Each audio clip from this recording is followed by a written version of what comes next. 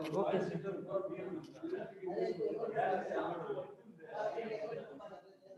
Robert sir, good morning. Good morning, good morning. Krishnan இருக்கும் பாருங்க.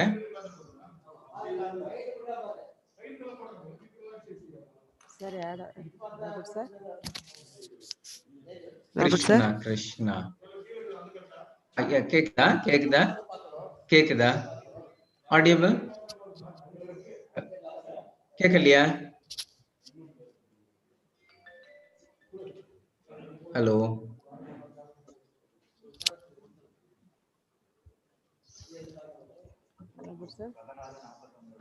சொல்லுங்க.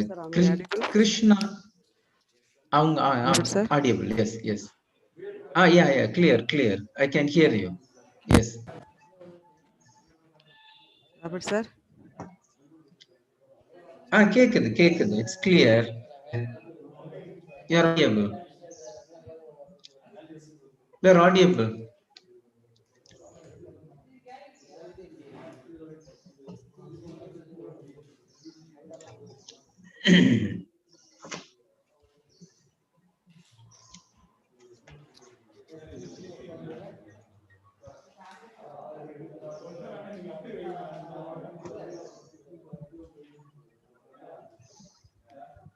ராபர்ட் சார் நான் பேசுறது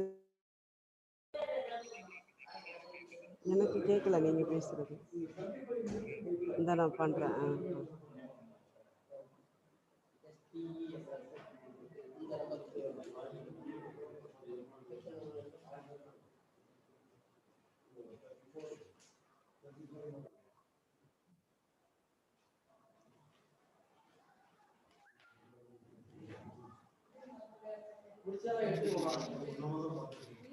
ராபர்ட் சார். ஹலோ. கேட்கலையா? Robert sir. Yeah, I can hear you. கேக்குது. ஹலோ.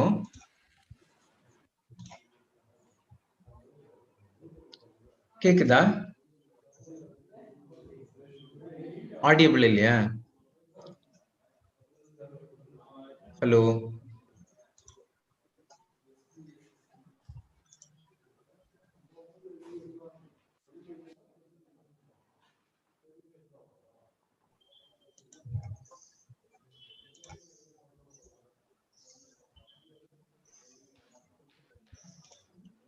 ஹலோ. கேக்குதா? கேட்கலையா?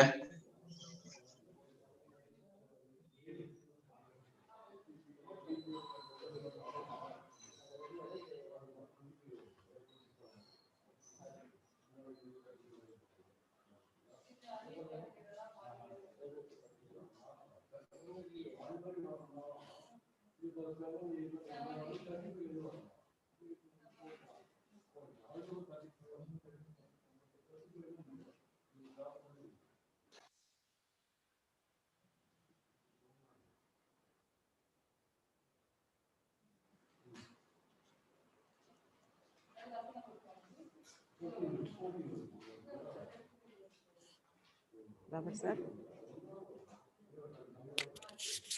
Robert sir.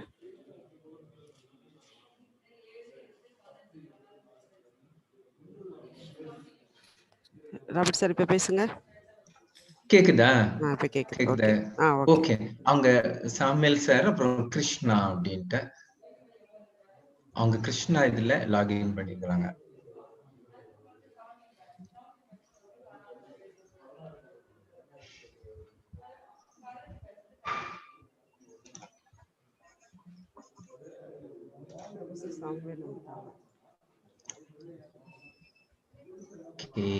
கே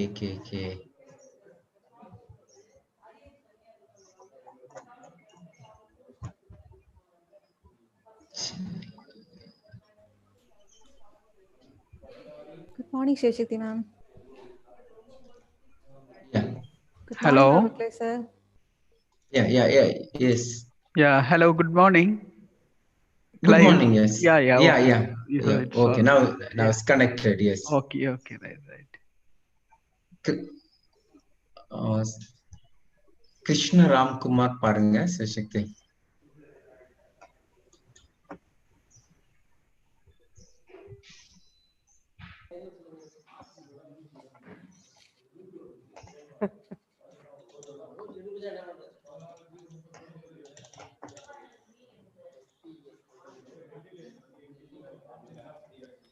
ஹலோ, அவங்கள ஒன்னு ஆட் பண்றீங்களா? Krishna Ramkumar.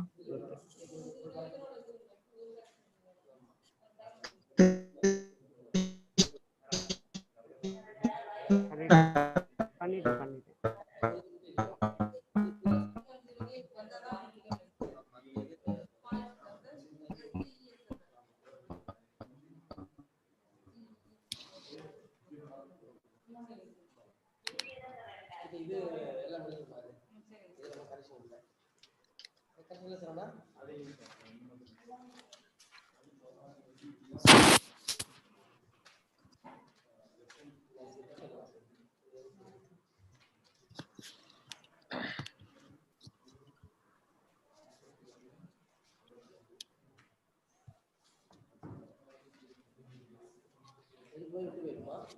Hi, good morning, Dr. Clive. I'm here.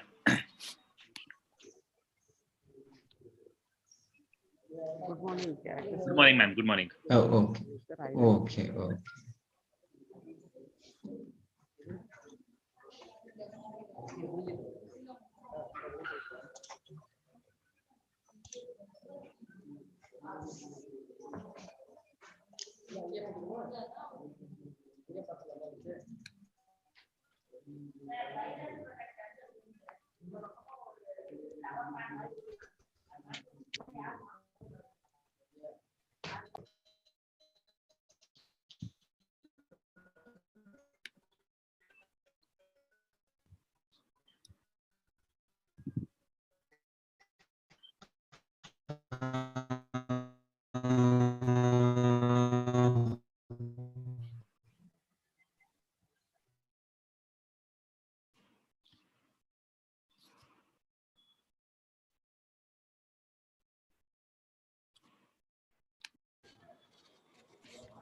Dr. Robert, sir.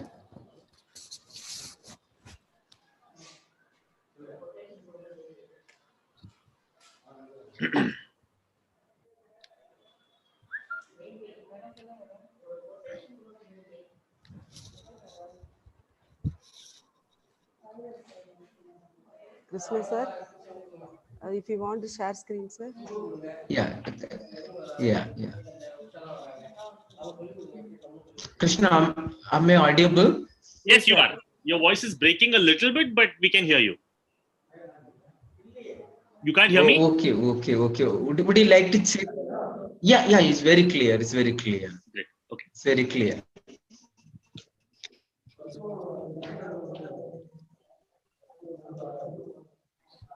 Okay. So would you like to check the screening of hello? Yes, sir. Do you want me to start sharing my screen right away, or?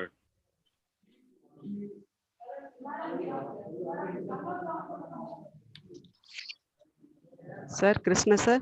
Yeah. Please check the share screen, sir. Please, sir. Sure. Now we are a host. Yes, sir. Yeah, I can share screen. Yes, sir. All good. Okay, I can sir. Okay, sir. Yeah.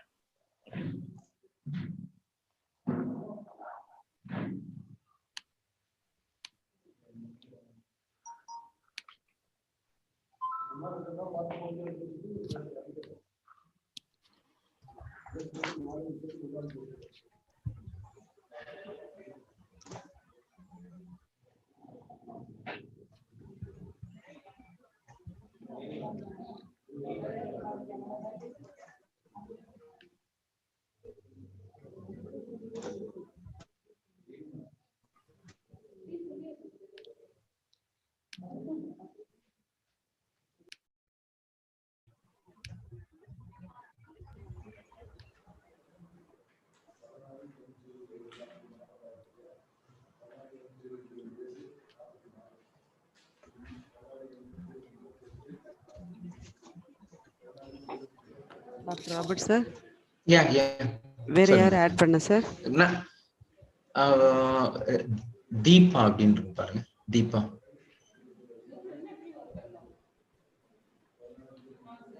Deepa? Rao. Deepa Kittur, Kittur. Deepa Kittur. Deepa Kittur.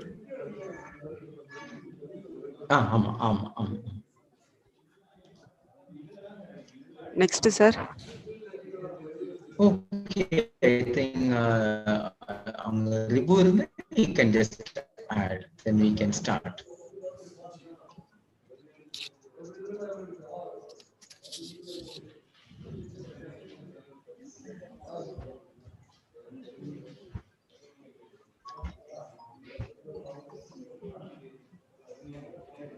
Is that okay?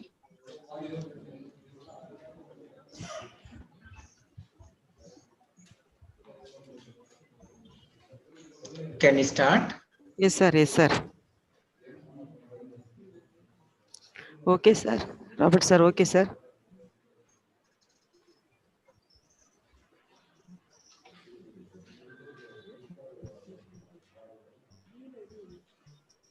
Sir, Robert, sir.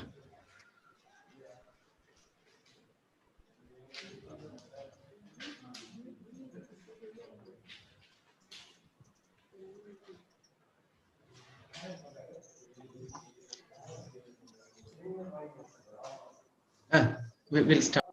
Yeah, am I audible? Am I audible? Yes, sir. Yes, sir. Robert, sir, we can start. Robert, sir, unmute yourself. Okay. Principal, Can you sir. start? Good morning. Principal, sir. Good morning. Professor Samuel, sir. Good morning. Unmute, Professor. Principal, sir. Unmute yourself. Yes, good morning, ma'am. Ranjani, ma'am. Good morning. Deepa. Sir, Robert, sir, we can start, please. Okay. Yeah, Krishna, ready? We'll start. Sure, absolutely. Okay, thank you. So I think we'll go. Am I audible? Is it clear? Yes, sir. Yes, sir. Yeah. Okay. Thank you. We'll go. So good morning, ladies and gentlemen. Welcome to another exciting session of the international webinar on Every Child Matters, Reaching the Unreached, Strategies, Challenges, and Success Stories. Once, an old man was planting an apple seed. A passerby stopped, laughed at him, and asked this old man, "Do you think you will live to get fruits from this apple tree?" The old man very humbly replied, "I may not get the fruits from this tree, but I am sure my children and grandchildren will enjoy the fruits." If I take this analogy to Mr. Krishna Ramkumar, it wouldn't be out of place at all. He has planted the apple tree of education in different parts of India through his social enterprise called Avanti. Today, we are all eagerly waiting to listen to Mr. Krishna Ramkumar, a young, vibrant social entrepreneur. At the outset, I would like to welcome the Honorable Vice Chancellor of Tamil Nadu Teachers Education University, Chennai, Professor Panchanadam. I am also delighted to extend a very hearty welcome to respected Registrar Professor B. Balakrishnan, Dean of Faculty Professor M. Govindan, and Principal of our college, Professor Samuel K. Samuel, and the Organizing Secretary, Dr. Sivashakti Rajamal. So we can understand, what she's going through. She has scheduled 2 webinars today, the morning one and afternoon one. And she sleeps most of the days around 2 o'clock, 3 o'clock in the morning. So probably that's reason why today there was a little 1 or 2 minutes delay. Otherwise, every day she's there at 10:30. So that's a small background. Now let me just have the honor of introducing today's speaker. It's really a great honor for me to introduce and welcome Mr. Krishna Ramkumar. When I first contacted him after having all this discussion about this webinar, I just took his number and called him over phone. I was a little tensed, in fact, because I was going to speak to a busy CEO of a company. But when I called him, I said, "I'm Clive," and he immediately made me to feel comfortable. He was very courteous, and then he said one word, He said, Krishna, I'm sorry, I'm disturbing you. Have a busy schedule. Then he said, yeah, with a lot of courtesy. So these days, who is so busy? We do have time. We do things online. That sums up his way of approaching to people. And I just really feel really honored to have you here on this platform. So I just like to give a very small glimpse of what Krishna Ramkumar is. Mr. Krishna Ramkumar is the co-founder and CEO of Avanti, a social enterprise with a mission of taking high quality maths and science education to every district in India. Avanti's content and technology allow it to standardize the classroom experience and personalize the learning experience for students, thus allowing it to operate effective classroom at a larger scale. Today, over 10,000 students are enrolled in Avanti program across 7 states. Additionally, Avanti's product is used by teachers in 150 Haryana government schools to teach 40,000 students there. And more than all this, another 1 million students study using Avanti's free content on YouTube. And just a little more about him.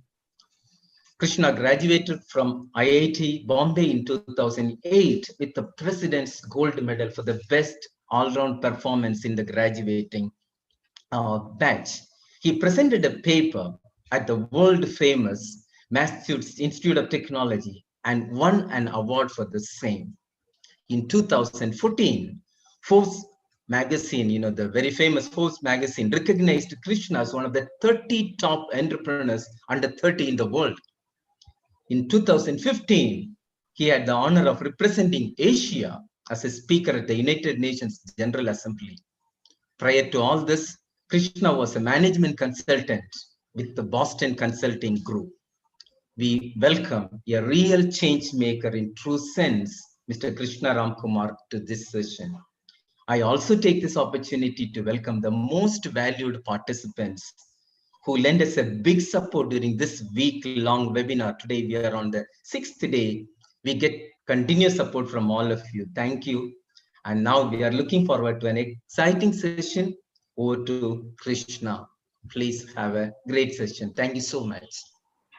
All right. Good morning, everyone. And thank you so much, Dr. Clive, for that introduction. I think I'm not deserving of that much praise. So, and I think the only one important point you missed in the introduction is that I did my schooling in Little Rock Indian School, which resides in the same campus as Dr. Clive's Crossland College. And for me, and I'm really grateful to Little Rock because I know Shashank also spoke on this platform a few days back, and Shashank was a couple of years junior to me at Little Rock, right? Both of us, I think, were first put on the path to studying at a place like IIT because of the foundations that we were provided by Little Rock in a very small town, right? A great school, but in a small town. Number one. And number two, both of us, I think, have dedicated a significant part of the last few years of our life to education because of the inspiration we've received from the founders of our school, right? Because we recognize that if you provide a good education to kids in small towns, they also will have equal opportunity to go to the top colleges, right? So thanks for that. And so just to set context, everybody, firstly, I'm very happy to see that there's over 200 participants already on this Zoom, and I'm sure many more on YouTube. So I really look forward to the next 1 hour because I know that many of you are teachers, and I feel like it will be an equally good learning experience for me from all of you. So I really hope that we can try to make this a bit of a two-way interaction where you can ask your questions in the chat box as we're going along. I'd love to also hear you speak. So if anybody has a point that they want to make or state a question during the presentation, please feel free to raise your hand and I'll try to identify you and have you speak to, right? So let's try to make this as interactive as possible because then I think it will be interesting for all sides. What I'm going to do over the next, let's say 40 to 45 minutes is spend some time talking about our journey in trying to provide a high quality maths and science education at scale in government schools across the country. And I've been doing this now with my organization for the last 10 years called Avanti.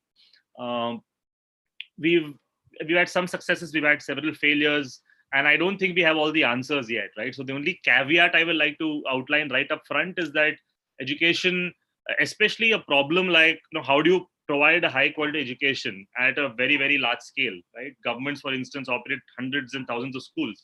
So how do you provide a high quality education at a large scale is a problem that I think is a very interesting problem, but also a very difficult one. So I don't claim to have any answers. I can share a little bit about the learnings from our journey, and maybe that will be beneficial for you. So let me start off by first laying down sort of the guiding principles in our organization in terms of how we think about our work, right? So our vision was, when we started, was to be able to enable young Indians from low income backgrounds to have an equitable access to high quality colleges and professional growth that could eventually transform their life trajectories. And the reason we picked this problem or went after this vision is because we believe strongly that it's not enough to just provide a matriculation or a school education to students from low income homes, right? I think India will only be a just society the day when the child from a low income family has an equal opportunity to get into a top college, a top job, irrespective of their backgrounds, right? So that's really the vision we have. Can we create an India where that exists, where there is equality of opportunity and every child has access to the same colleges, the same jobs, and the same professional growth? And I think the reason good jobs is important for us is because eventually most people aspire to have stable careers, right? That's the only way to get out of the poverty trap, is to have a stable income or a stable career. And I think education obviously is the core to making that happen, right? Some people end up making it big in life without much education, but I think those are more the exceptions than the norms, right? Typically, to do well in life, to have a good job, to have a good career, you need to go to a good college. And typically to go to a good college, because there's so much inequality of opportunity in our country, only few people actually have that option, right? So the way we try to provide this opportunity is to I think so there's three pillars around which we operate, right? The first is that we have a very, very strong focus on secondary schools. Now, this is not to say that primary or foundation learning is not as important. In fact, I think for good reasons. The impact you can have on a child's trajectory is the maximum in primary schools, and hence most efforts in the country, in the non-profit world at least, have always focused on interventions at lower grades during their foundational years, right? So while I completely agree with that thought. I think it's very important to first fix primary foundation learning in our country, but we felt that, look, there's a need to side by side also work on trying to fix the problem of secondary schools, right? And within the limitations of that, we realized that you in a 4 or 5 year time frame, there are constraints to how much you can achieve. But in order to really push the low income child to a good career, we said that the finishing school, the last 3-4 years, are almost as important as the early years, right? So we said we are going to focus on secondary schools. The second thing we said is that we are going to try to transform the learning experience of students by integrating technology, by integrating high quality pedagogy, and by working with teachers and with schools, right? I think the reason technology has really never taken off in education is because, unlike many other sectors, right? So for instance, let's say in e-commerce, the impact that technology has had in e-commerce has been it's massive, right? In the last 10-15 years, so many of us actually just shop online instead of going to a shop today, because technology is able to, I think, provide almost 100% of the experience that a physical classroom, a physical store can provide in e-commerce, right? You have good choice online, and all you want is the product to be available at a good price and as conveniently as possible, right? So those things are all actually achievable online. Whereas in education, I think the reason it's been so difficult to use technology is because fundamentally the primary learning happens in the classrooms, right? And there's only so much you can do with technology in the classrooms. And I think it's important to recognize as educators that tech has a role, but it only has a role if it's embedded and integrated with the entire learning experience in schools, and it's used in a way where teachers also kind of use it to transform their pedagogy, right? So I think that's the second pillar of our approach, which is it has to be an integrated approach. You have to work with schools, with teachers, and you have to use both high quality technology as well as high quality, well researched pedagogy, right? And the third pillar of our work is that we believe that there should be free, open access to content and technology to every single child. Right now, it obviously with tools like YouTube, the tech already exists. It's just up to us as educators to create high quality content and put it up for every single child to be available for free. Right. In the last few years, several edtech companies have come out in the country. And I think they have great products, right? Companies like Byju's or Vedantu, an academy, all these companies are obviously doing amazing work. They have great products, but they are still very much for the affluent child, right? I mean, most of these products cost 25,000 rupees and above. And the truth of it is that most low income kids in this country can't even afford to pay 25,000 rupees for their schooling, right? So these products are, again, in some ways creating impact at the top of the pyramid, or let's say the mid of the pyramid.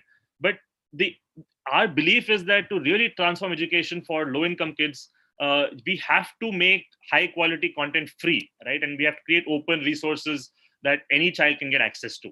So these are the three pillars of our work. And some of the things that we do is we obviously do some deep work in technology and pedagogy. The second thing is we have a very strong partnership approach. We believe that in order to achieve things at scale, it cannot be done as a single entity. You have to work with the entire ecosystem and in a manner of partnerships. The third is that we believe that research has a very important role to play in solving this problem, because there are actually very few people know the answer to the question I posed upfront, which is how do you achieve the high quality education at scale? I don't think there are easy answers to this, right? So in order for us to really be able to figure out what the right interventions are, we have to have a research first approach and say that, look, we have to almost approach solving this problem like a researcher, where we try interventions, we measure the impact of those interventions, and only then do we try to scale up the interventions, right? Once we see the impact and we've measured it, and we're convinced about it, right? So I think research has an important role. That's the third part of what we do. And the fourth is implementation, because eventually I think you can all, I mean, all of us have good ideas, right? Good ideas are dime a dozen, but what the key to really taking a good idea through to its eventual goal or eventual objective is high quality implementation and high quality execution, right? So we believe that all these four approaches are kind of critical to really achieving this vision we set for ourselves. Before I go back to my presentation, if there are any questions at this point, I'd be happy to just I'm just going through the Q&As. I see. Yeah. So as I'm going through these slides, right, I know this is a pretty text heavy slide. This particular one has a lot of information on it, but I thought it's useful to just lay down the context up front and tell you how we think about this problem. So now what I'm going to do is maybe talk a little bit about our own journey and how we arrived at that kind of vision. Obviously, when we started in 2010, we just knew that we wanted to create equitable access to colleges for low-income kids. We didn't really we didn't know how to do this, right? So some of this thinking around the importance of technology, partnerships, research, and implementation has come over the last 10 years as we've done our work. So I think it's useful to, as I walk you through our journey, just think about what I said on the first slide. So you can almost connect the dots as I speak, right? So our journey started in 2010. I was 2 years out of college. I had worked in the corporate world for a couple of years. And in 2010, I said that I came across this kind of stark reality, right? Hit me, which is the problem statement I've put on the slide here, which is that low-income students in our country are 7 times less likely to get into top engineering and medical colleges. Right? And given my experiences at IIT, I sort of knew this at the back of my mind, because most of my peers, I had 500 classmates, 500 people in my batch, most of my peers were from very similar backgrounds. We were all very much, I would say, either middle class or upper middle class. We had access to very high quality education. We had great mentors in our life. So, I mean, IIT was, I would say, 80% of the IIT student base was a very homogeneous kind of student base, right? Middle class Indians, great education, high aspiration. These were some of the tenets, I think, of what you saw in IIT. There were, there were obviously 20% of my peers who came from very challenging backgrounds, right? And those were the inspiration for me. Their stories, their lives were, I mean, it made me almost feel humble and grateful for how easy it was in some ways for me to reach where I did, right? So while I knew this, I think as I started thinking about what I wanted to do with my career, it was very clear in my mind that I wanted to do something with education. When I heard this problem statement that, low-income kids are 7 times less likely to get into top colleges, I said that, look, this is something that I think is extremely unfortunate and unfair, and it's something I can spend my life trying to solve. Right. So as I did some more research, I spoke to many people who work in this field. What I realized were that there were 3 or 4 broad reasons why this is true. Right. And again, this is not an exhaustive list, so I don't claim to know all the answers. Just a few reasons that I think though that have some weight, right? The first is that historically in our schools, and specifically in our government schools, and to a large extent, I would say in almost all of our schools in our country, the focus has always been on inputs, right? What are these inputs? These inputs are, what is the teacher-student ratio, right? Do the children have access to books? Do they have uniforms? Are there toilets in the school? What is the infrastructure facilities like, right? What is the size of the classroom? So our focus at a policy level as well as at an administrative level has almost always been on inputs, right? Another one that many teachers will, I think, relate to is syllabus coverage, right? How many times we keep asking our teachers as administrators that, have you finished the syllabus and when will you finish it? It's almost always the focus is really on inputs, right?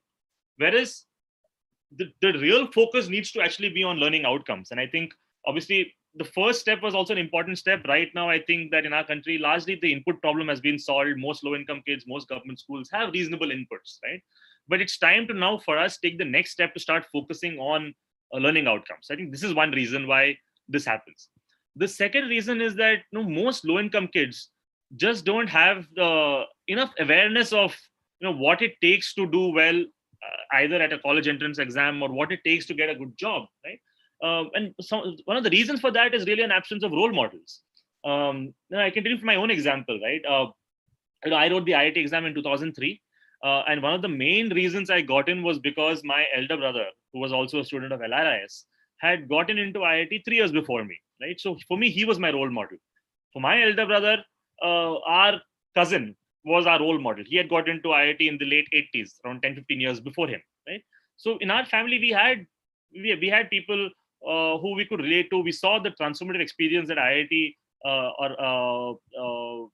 provided to their lives, and we were inspired by them, right? So we knew what it took to crack these exams. So I think the absence of role models is a big problem, right? And for me, the third thing is just the lack of resources, right? Now, these resources might be teachers. I mean, they obviously have teachers that, like I said, the input problem is largely solved. There are teachers in most government schools, but most teachers in these government schools are not very what should I say? They're not as accountable as you'd want them to be, right? You can't generalize, because they're obviously, we've been working in government schools, and there are many gems in the government school system too, right?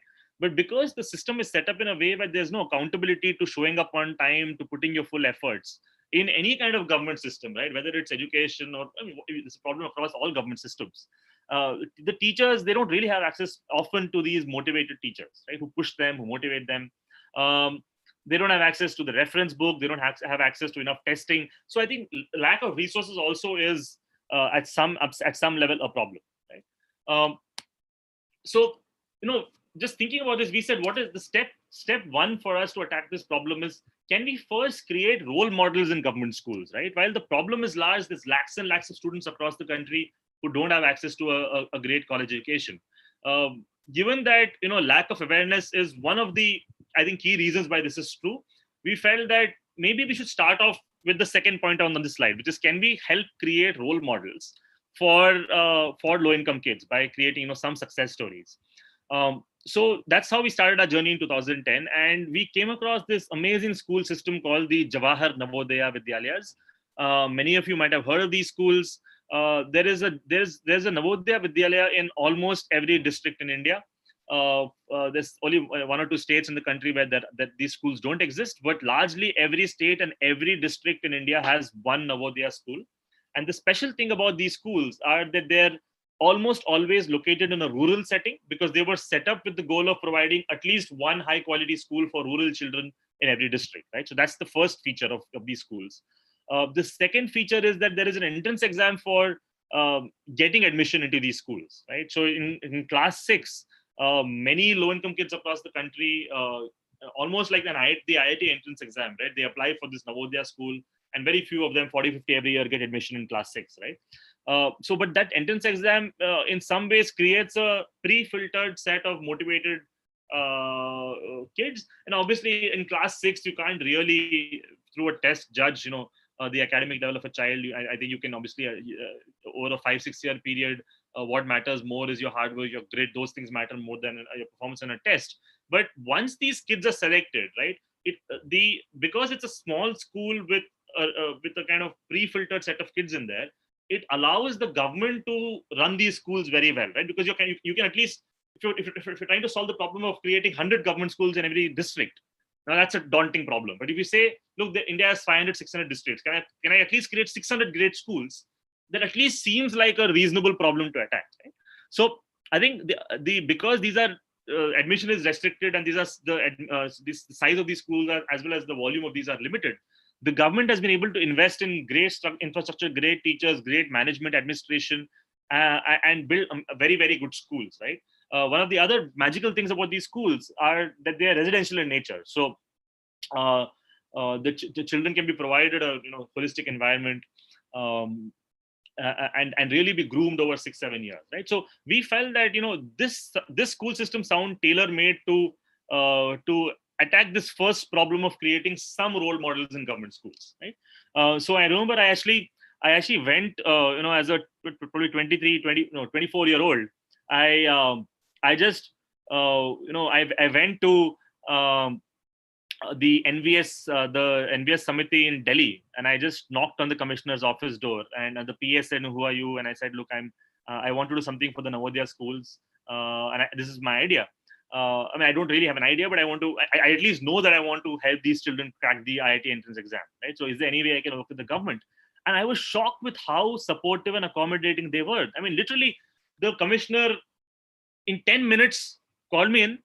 He spent an hour and a half with me. He said that, "Look, you've come from a good college. You have your heart is in the right place. We will definitely support you," right? And really, with a couple of reference checks, very quickly we were able to stitch together a partnership with these Navodaya schools, where they gave us access to children and they said, "Look, first, why don't you work with 10 of our schools, 15 of our schools, right? And help our students prepare for these exams, and then you can, once it works, scale up the intervention," right? So I think if you go with the right interventions, there are good people everywhere, including in government schools, right? So our intervention essentially was that we said that, can we create a self-directed, can we create an intervention focused on self-directed learning, right? So the reason this was very important to us was because, like I said, the beautiful thing about the Navodayas is that they are located in rural India for the rural population, but that also applies certain constraints on what you can do, right? Because if you're working with the rural government school system, you have access to, you will not have access to experienced, let's say, JEE experts or JEE coaches or teachers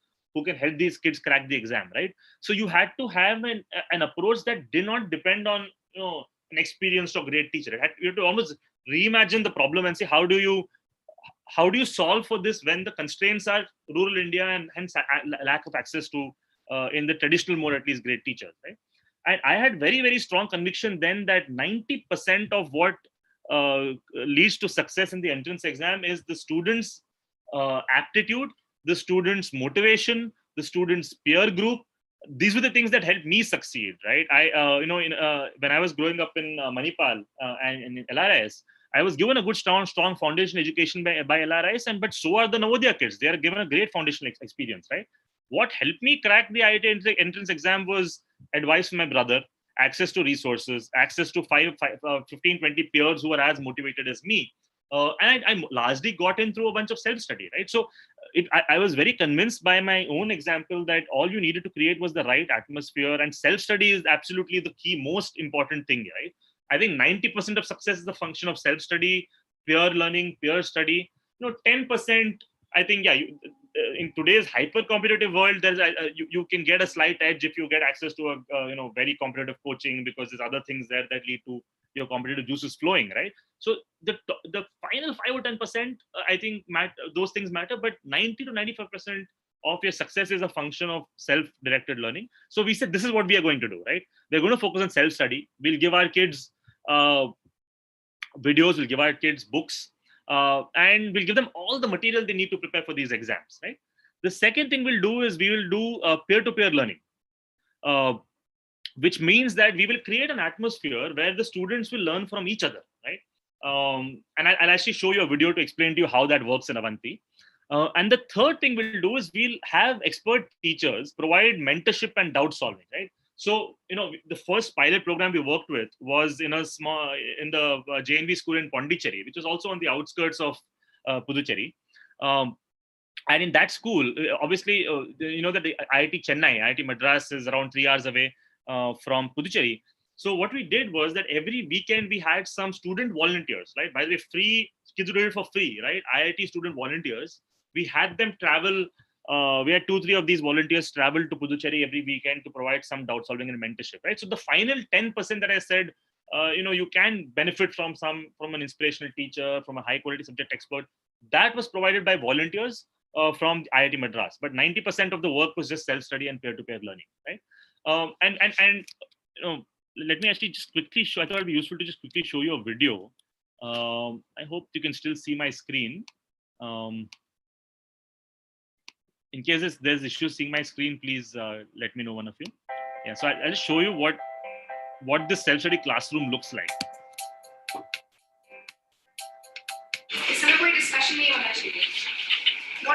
So you can hear Dr. Clive, or Deepa, can you hear?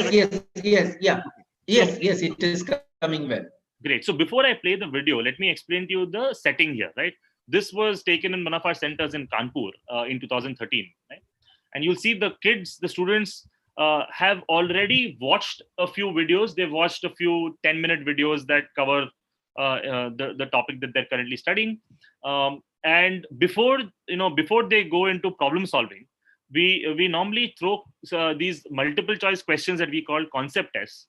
We throw these questions at the students, and we get them to then engage in discussion with each other, right? So I'm going to stop there, and you can see it for yourself.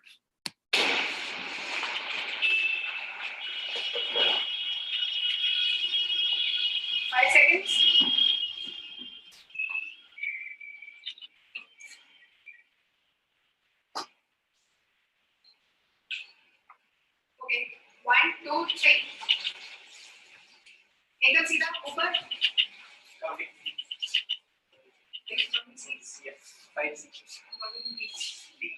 सीधा ऊपर करो. So what we've done essentially is there's a multiple choice question which has 4 options, and every child is forced to first think about the question and vote their option with the colored card, right? So using a simple flash card, no fancy technology here, right? This is 2013 when nobody had a smartphone. So we were just using simple pen and paper flashcards. So the teacher or the facilitator has immediate feedback of what the classroom understanding is. Here you can see that 50% of the class has voted the answer A, which is yellow. 5 please. 11D. Okay. ठीक है, नीचे करो. अब discuss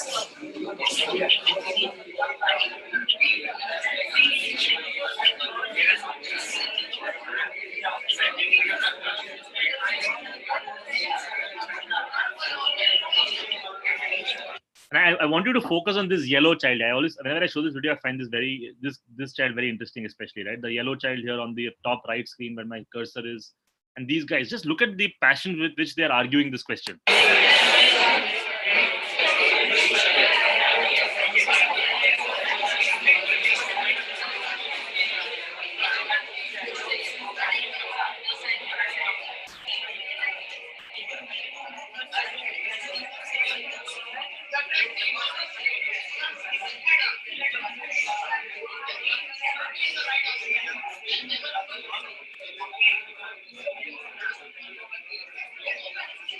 Ready? Okay, one, two, three.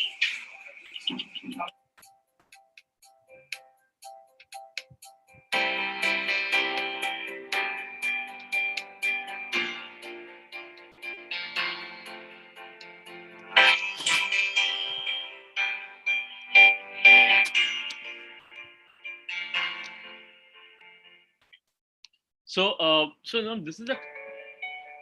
Sorry, what happened here? One second. In the video is continuing. Yeah.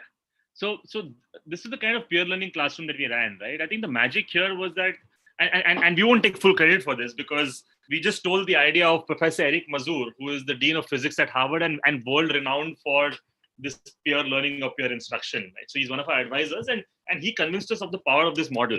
So you saw 50% of the class got the answer right in the first attempt, and without the teacher saying a word, that number went to 80% by the time they voted the second time, because they learned from their peers, right? And the other side benefit of this is, right, you'll never see a child sleeping in this kind of classroom because they're so engaged, right? When you get them to talk to each other and participate in learning with their friends. And this is just one example. Obviously there's many more things we do where after they watch the videos, they then take out their workbooks, and every child spends 15-20 minutes solving the question individually. Then we arrange kids in groups and get them to solve the same questions with each other. So there's many things you can do on peer learning, and we saw that it's very, very powerful. Now obviously if you add a teacher or a subject expert like all of us on this call, if you add us to this kind of classroom, you can create even more magic, right? But we were working under the constraints that for the IIT entrance exam, we didn't have those teachers in Puducherry or in Kanpur or in these smaller towns. So we just got them to learn from each other, right? And we had some pretty good success. So I'd say in the early years, in the first 3 years, the Avanti selection rate on the JEE mains exam was 60%, which means that more than 1 in 2 of our students qualified the JEE mains exam. And the national average is 15%, right? So 1 in 6 qualified the exam nationally. In our case, more than 1 in 2 qualified the exam. On the JEE Advanced, which is the more advanced exam for the IITs, 10% of our students every year qualified that exam versus a 1% selection rate nationally, right? So this is obviously working. I mean, admittedly at a reasonably small scale, because we were still only working with these JNV schools, which were very well set up for our kind of intervention, right? The kids themselves were incredibly motivated. They had a very strong foundation. And so we only provided the top up by creating this atmosphere where they could learn from each other and they could have some sense of competition as they prepared through self-study for the entrance exams, right? So we had some of our successes are outlined here. One of our students, Ayush, was in fact in that classroom that you saw the video of in Kanpur, right? Ayush, one of the beauties of this kind of learning model, right, is that students become extremely curious and inquisitive about their own futures when they are pushed to learn from each other and through self-directed learning, right? So while Ayush entered Avanti in class 11th, hoping to prepare for the IIT entrance exam, by the time he reached class 12th, his ambition had kind of gone one step higher, and he decided that he wanted to go study abroad. He applied for the SATs. He in fact even learned English on the side because his English wasn't very good, and he had to take the TOEFL exam and so on. And eventually he got into MIT on a full scholarship, right? And today Ayush is working in Silicon Valley in the USA, in one of those high growth startups in a tech role. And I think so for a child like that from a reasonably humble background in Kanpur, right, to have such a transformational experience, I think these are some stories that really kept us going in the early years, right? Even now, Ayush is a bit of a rock star. If you just Google Ayush Sharma Kanpur or MIT, you'll see 5,000 articles on him, and many people say, I also want to become Ayush, and how do you achieve this goal? And for me, that really in some ways vindicated the importance of creating role models in these communities, right? That's when you really create hope and aspiration in the next generation. So Ayush was one good example. Vedant was one of my other favorites. Vedant studied in the Puducherry school that I spoke about. He grew up in a very small town on the outskirts of Adilabad in the erstwhile Andhra Pradesh. And he then got into IIT Madras, studied computer science there. Today works in Microsoft in Hyderabad, and is already plotting his first company. He wants to start a company and become an entrepreneur, right? So these are some of the stories that I think are super exciting, right? And I'm going to pause here. Dr. Clive, did you see any questions before I get into the next part of what we did? I'm just mindful of constantly lecturing, given that this is what I normally preach to my own teachers, that you shouldn't keep lecturing because people can start getting bored once you pass the 20-minute but mark. it's not a but I think the questions come usually towards the end. I can see. I've seen a couple of questions. There's some questions on the ADP, questions on how do we. So I think because these are not very directly related, Dolly, for instance, to what I'm talking about right now. Maybe let me finish my presentation, and then that's better. We'll come to the questions, right? Yeah. Okay. So let me dive back in then. So once we achieve this, I said reasonably small scale intervention and some success at a small scale, we said that look, now how do we scale this kind of impact to the scale of lakhs of students, right? Which is what the true scale of each of our government school systems is. Okay? And in our mind, there were two basic tenets to how we want to solve this problem. The first is we had to partner with the government. I mean, if we tried to solve this by working outside the government, it was basically a hopeless case, right? There's no way we would be able to solve this problem by working as a private entity outside the government school, right? So we had to partner with them very, very closely. This is number one. Number two, we realized that we probably have to start earlier. I mean, if you ask me what is the right time to start, I would say class 1, because that's when foundational learning is, right? Grade 1 is probably the best time to start any kind of intervention.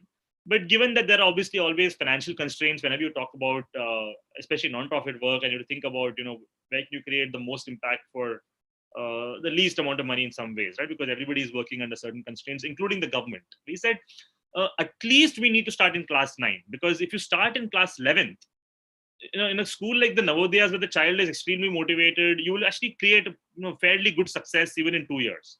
But in a typical school, it's almost too late, because by class 11th, most students are already 2-3 grades behind on their foundational math and science skills, right?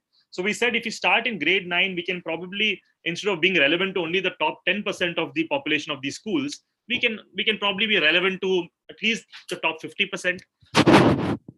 Reasonable shot to move, to get into a good college and hence good careers. So these are the two things that we were very clear in our mind. We had to partner with the government, and we had to start much earlier, at least in grade 9. Right? And actually the thing that was not very clear to us was that is education technology a part of the solution? This wasn't very clear to us, right? As technologists, given our backgrounds, we strongly believe that EdTech had some role to play. As you can see in the previous intervention, there was not much technology that we used, right? It was very simple. I mean, we gave the children books, we gave them some videos, and if you can call videos technology. You didn't need technology for peer learning. You saw that we were using flashcards in the classroom. You definitely didn't need technology for mentorship by teachers who came on the weekends to teach these kids. So technology had a limited role in how in our early intervention, but we said that was also because it was at a reasonably small scale, right? If you want to work at the scale of lakhs of students, we were also fairly certain that, I think there has to be a role for technology at some level, right? But it was not very clear to us, like I said, so that was just in our mind, right? We said, look, is technology going to have a role? And so let me, before we move on, right, can I just quickly get a show of, or maybe some quick answers in the chat box?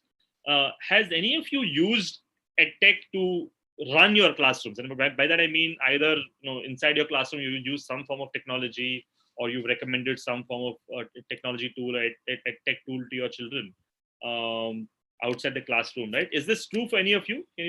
Yeah, Sheila ma'am says yes. Maithili says yes. Yeah, some people are saying yes, I think. So I don't think I can. There's no voting feature here, right? Yeah, I don't think I can ask you to vote, because that would have been interesting. But yeah, I can. There's still many yeses. There are more yeses than nos. And so for those who are saying, who have said yeses, right? Can you just quickly tell me if you thought EdTech worked or not? Did it work? Yes, maybe a little bit, or definitely didn't work. Kana says yes. Gracie says yes. It worked. It worked. Oh, most people are saying it's working. Did anyone feel it didn't work at all, or it was actually harmful? Did you feel that? To some extent. Okay, Meena is being a little honest, I think. To some extent, it worked. So, these for us, if you ask me, even today, I'm not very clear. whether to what extent it works, right? But we're trying to at least solve or get a better understanding of this question through our work, and you'll see that in the next few slides, right? So let me now fast forward almost 10 years or 7 years since the last slide, right? Today in 2020, the way we think about our work is we had at a high level, we have two kinds of programs, right?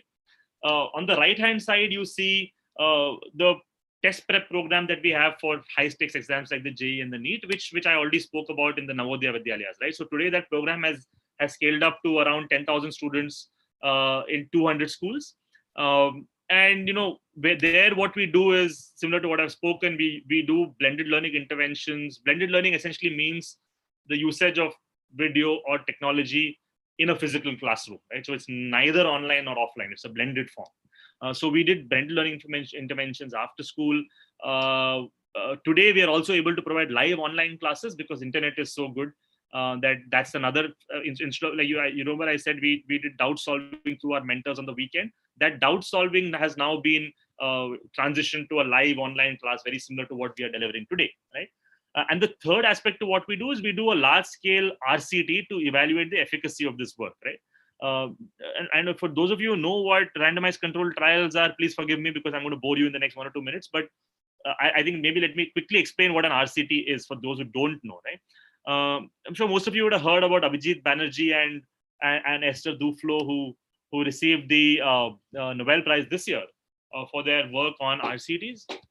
And RCT essentially is an experiment that you run in order to in order to be able to use data or evidence to understand the effect of specific interventions, right? And the usage of RCTs in the policy world, in public policy and education, I think is part of that, was started by Duflo and Banerjee, and I think it was adopted from the healthcare sector, right? If you look at medicine, for many years now, the way the efficacy of drugs is measured is by conducting these RCTs in some way, right? You do a controlled trial where you give a placebo drug to one set of patients or people, and you give the actual drug to the other set, and then you kind of measure the improvement in the health of each of these participants to understand the efficacy of the drug, right? This is how drug discovery or drug manufacturing has happened over the years. And obviously now we're in the middle of a massive worldwide RCT to figure out what is the right vaccine for COVID-19. But I think their big innovation was that they employed the RCT approach to policy questions like in education, right? And today we are strong believers of that approach, which is that to prove even each of our programs, we have to do large scale randomized controlled trials to have complete conviction that this thing actually works, right? So this is why I already spoke about. On the left hand side, we basically have started working at scale with government schools, specifically Haryana government schools, in order to reduce gaps in maths and science from class 9th onwards, right? So today we have 45,000 students studying in 219 schools, and additionally we have another 2 million students learning online, right? And here in the Haryana government school, essentially what we do is blended learning intervention again, but during the school hours as part of your core curricular teaching. The second thing we do is we've created local language digital content, which means we have digital content in Hindi because that's relevant to kids across multiple states. That eventually we'll want to build local language content in Tamil, Malayalam, Kannada too, as we grow as an organization, and or maybe facilitate somebody else to do that, right? So that's the second thing that we've done, right? At a high level, we're seeing that we can achieve fairly significant shifts even by working with school teachers during school hours, right? And I'll show you some data from that. So we started the work around our work with system transformation with government schools way back in 2013 with the Chennai Corporation schools, right? So in the Chennai Corporation schools, our first intervention was essentially an after-school program where we ran peer instruction, very similar to what I've spoken till date, right? Except that we were preparing students for the board exams in that scenario and not the IIT entrance exam, right? And in this RCT, you can see on the left-hand side, there was a control group of 12 schools. And on the right-hand side, there was a treatment group of 12 schools. That's what you called the treatment schools are essentially the schools where our program was running, right? And what we saw here was that there was an improvement in students' performance at an overall level of 0.6 standard deviation, right? And for those of you, I mean, I don't expect people to be education experts here, so that number might be meaningless, right? But just to give you a sense, zero point 0.6 standard deviation is one of the highest recorded improvements at scale in any kind of intervention in education, right? So, for instance, Pratham, which is Pratham has an after-school intervention, and they do some amazing work. They've also achieved 0.6 standard deviation in some of their programs. And so I think basically what we realized was that after school peer instruction without a teacher was creating the same improvements in performance of students as the Pratham after school intervention did, right? And just so that just if you can understand the graph, essentially the white color is the end line and the green color is the baseline, right? So you'll see in the treatment schools that initially there were many children in the lower levels, the green bars, whereas in the end line, you'll see that the number of children in the green bars came down on the left hand side, and the number of students who performed either a score of 4 or 5 increased on the right hand side, which means that the entire bell curve of student performance moved to the right by 0.6 standard deviation, right? So we were seeing early in Chennai itself, when we expanded our program from the Navodaya system to this more general, let's say, regular corporation schools, which is more representative of typical government schools, we were seeing some early success there too, right? And that was at the scale of 12 schools, right? And once we saw this, we got really excited and we began to speak with different governments. And we were quite fortunate that the Haryana government took a punt on us, and they basically gave us access to all 250 of their schools, right? And said, can you help us implement some of your pedagogy in class 9, 10th, 11th, and 12th, right? So basically the program, the Haryana government program that we scaled up starting 2016 it was different from the initial program, in that initially in Chennai we were running an after school program with Avanti teachers. We then transitioned to running an in-school program with government teachers, where we became facilitators. We provided our pedagogy, curriculum, tools to government school teachers and got them to implement it, right? And so with the way this RCT or experiment ran is that we had 80 schools in which the students got nothing. And that's what a control group is essentially, right? There were 80 schools in which the students only got workbooks. So they got physical workbooks and they studied through this peer instruction pedagogy, right? And there were another 80 schools where students were given ICT, right? They were given information and communication technology, which means that each classroom had a TV, they had a tablet. The teachers used standardized lesson plans on a PPT to help anchor their classes. They ran a few videos in class. So we ran these 3 kinds of experiments, right? Actually, we ran 2 experiments, right? Because there's a control group, and the experiments or the interventions are one in which it's a purely workbook plus peer instruction based experiment. The other is where we used ICT. What do you think we saw? Do you think workbooks and ICT, which is 0.2 and 0.3, you think both of them had a positive impact? You think both had a negative impact, or do you think one worked better than the other? What do you think would work as educators, right? Which intervention do you think would have the most impact? Workbooks, peer instruction, or do you think usage of ICT in the classroom would have more impact? Maithili says ICT.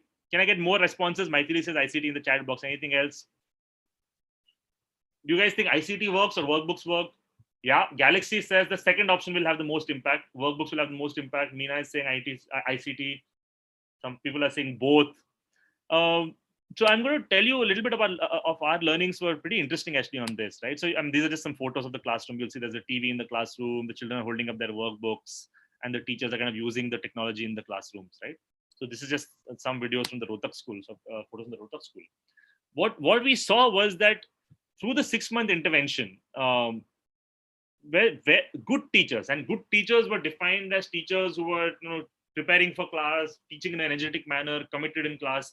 We actually had a bunch of program managers who were going and observing these classes, and we could kind of group teachers, either very good teachers or the bucket of average/poor teachers, right? We saw that good teachers, if you had a teacher who was committed and really bought in fully to using these tools, we had improved outcomes with both workbooks as well as ICT tools, right? So you're right. Some people said that both of these should work, and both of them definitely work when you have good teachers, right? And workbooks especially improved performance in class 10th. So if you compare 9th and 10th, in class 10th, workbooks especially improve performance because of the nature of our exams, right? If you have provided a workbook that has the most important questions and you just get the kids to practice those questions, they may not necessarily improve conceptually, but they will at least improve at cracking the exam, right? So you had improved conceptual outcomes with the usage of both workbooks and ICT, and especially you had improved outcomes in the standardized exam, like a class 10th exam, through the usage of workbooks, right? This is what good teachers could do.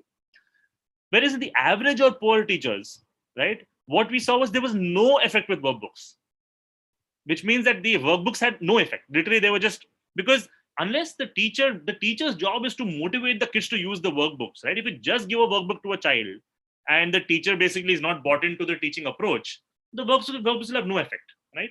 And the shocking thing is that they actually performed worse with the ICT tools, right? And in some ways, whenever I present this slide, I feel a little morally conflicted, right? Because I feel like, yes, we've tried this experiment in some ways with these children, and I mean, they didn't perform very, very badly. So when I say worse, you should take it with a pinch of salt, right? It's a minor decrease in performance over the control group, but it was definitely not an improvement in performance, right? So I think and the only way to learn is to actually try these things, right? When you do such an experiment, you have to be honest with the eventual outcome of the experiment, right? There's no point in doing an RCT or an intervention only to say the good things, right? The whole point of this is to also be open to the fact that some of the things we learn are actually going to be bad or harmful outcomes, right? And while it is obviously unfortunate, the only way we'll actually improve at a system level is if we start measuring these things, right? And the reason why average and poor teachers perform worse with the ICT was because they would start using the video as a crutch. You'll use the video, and instead of you preparing for class, you'll use the video in class, right? So these things started to happen. So I think for me, at this point, it's only been 6 months, and this is a 4-5 year project, right? We only started working with the Haryana government. In fact, 2 years back, it took us a year to identify the schools, train the teachers, build the content, and we just rolled out the intervention in the last 6 months, right? So we'll only know over the next 4 or 5 years whether this really works or what parts of it work. But the early results seem to suggest that good teachers do very well with both workbooks and ICT. Poor teachers do make no effect with workbooks and have a negative effect by using ICT tools, right? Which means that as educators or as policymakers, we probably first need to think about, identifying and creating a very, very good cadre of teachers, right? Because teachers are actually the most important part of this problem. If you can create, you can devise as many tools as you want, but you need good teachers to really, really make sure that the tools are worked well, right? So first, I would recommend to anyone out there, whether you're an administrator or a policymaker, let's help create great teaching cadres. Let's pay the teachers well. Let's create accountability in the system by having performance bonuses. Let's measure things like attendance and learning outcomes. Because if you create good teaching cadres, that is half the battle won, right? And then you can use tools like workbooks and ICT to really create impact at scale. I'm going to take a quick time check. How much time do I have, Clive? Dr. Clive, do I have 5 minutes more, 10 minutes more? Yes, please. Yes. So maybe I'll take 10 minutes more and then we can. Okay. It's like any teacher, right? I keep saying that you should not speak too much, but then when you get into the flow, you feel like constantly explaining what you've done. So at some point, I'm going to pause myself and make sure we wrap up quickly, right? But just take a pause here. See, basically, this is kind of what we've learned till date, right? That at low scale in the Navodayas, we were able to create great outcomes for our top kids. As we scale the intervention to government schools, at the scale of 10, 12 schools, we saw that peer instruction definitely works. So that's the first thing that anybody should try, make your classroom more participative. As we scale to the scale of 250 schools in Haryana, we realized that you need good teachers to really lead these, use these tools effectively, right? But now, because of COVID-19, the last 6 months have obviously been an absolutely crazy experience for us, right? Because our entire program was disrupted in some ways by COVID. Teachers no longer can instruct because they can't go to the classrooms, and students have to learn. They must learn under the constraints that they're all operating in, right? So now the big question for us is, can students learn effectively online? Because initially the question that we were trying to solve is, can you use technology or edtech in the classroom to improve outcomes? But now COVID has forced us to pick a new problem, which is, can you actually teach students effectively online? Because this is the only way you can teach them today, right? So that's what we're currently doing. And what we started doing essentially is we're working right now with 4 governments. We started off obviously very deeply with the Haryana government, and very quickly when you do things online, you can scale much faster, right? So we were able to get on board students from Jharkhand, students from Madhya Pradesh, students from essentially the Hindi belt, because our content today was made for in Hindi for the Haryana kids. So that was relevant to CBSE schools in those kinds of states, right? And what we've done essentially is we've created 6,000 WhatsApp groups because we realized that every child is on WhatsApp, right? At least with their parents' phone. So if you want to reach them, WhatsApp is the easiest way to reach them. So 6,000 WhatsApp groups that have both teachers and students across 4 states today. Over 8 lakh students are on these WhatsApp groups, and they get a daily lesson plan, which essentially is a link to a series of YouTube videos, right? Every week the students are given a weekly quiz, and we use simple Google forms for these quizzes because again those work the best on not so fancy devices where the internet is not very good, right? So they do weekly quizzes, and we're seeing amazing participation. Over 70% of the students are actually taking part in these quizzes, which itself is mind-blowing for me, right? And I think the teachers have had a very important role to play that, because they are the ones who are driving these WhatsApp groups and participation, right? And finally, we are working very closely with the state, the district, and the school administration in order to manage this entire program, right? So our team essentially provides them a weekly report. We tell them what the participation of each school is. We tell them how the students are performing. And once you use that data, right, that's how you drive accountability in the system, right? So the data is being, if now we as an external party, Avanti is irrelevant here, right? Because, you have to work. I mean, the point is to try to improve this school and work in a collaborative manner, right? As a private entity, if I try to tell government school teachers that, do a better job of teaching your kids or do a better job of making them participate in this online learning, there's no reason for them to listen to me, right? But if you do it through this existing apparatus, then it's much, you still have some people who don't listen to you, but you'll have much higher level of compliance, right? So that's really the approach that we have today. Some data from our YouTube channel, you can see that from April is when the lockdown started. We quickly launched our YouTube channel and put up all of our content for free on YouTube.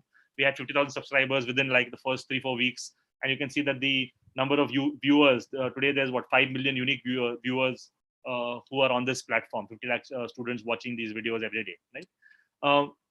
So some of the things we're learning is that the push from the government, as I said, is very, very important to drive online learning. And let me show you some quick data to explain this, right? If you look at, this is essentially, this data is really confusing, but for those of you who've used YouTube before, maybe this will be useful, right? So I thought I'll anyway show it. Essentially, YouTube allows you to measure where you're getting traffic from, right? Where are the children clicking from and coming to your YouTube channel? And we've essentially put out a lot of free science and math content for 9th, 10th, 11th, and 12th on YouTube, right? And what we're seeing is that out of the 20 million views that we have, 3 million views, which is 15% of the views, are coming from the WhatsApp groups, right? Which is insane, because in most other such, comparative, let's say, YouTube channels, you'll see that sources outside of YouTube, which is say a WhatsApp source, some other source, will contribute typically 1 or 2% of your traffic. We are saying 15% of the traffic coming from the WhatsApp group, which means that unless the reason that there's so much traffic is because the government is pushing the children through these WhatsApp groups, right? So the government teachers and the government apparatus is the key thing to make this work. Just putting free content on YouTube will not help anybody, right? There's enough and more free content on YouTube. We are also just trying to put content together. There's no reason for us to build more content of our own. We're building some of it, putting some of it together. But you have to work with the government apparatus to push this content through the system, right? That I think is the key learning we've had, right? Just putting content doesn't work. You have to do the hard work of implementing and working with government schools and teachers and making sure the kids are watching these videos, right?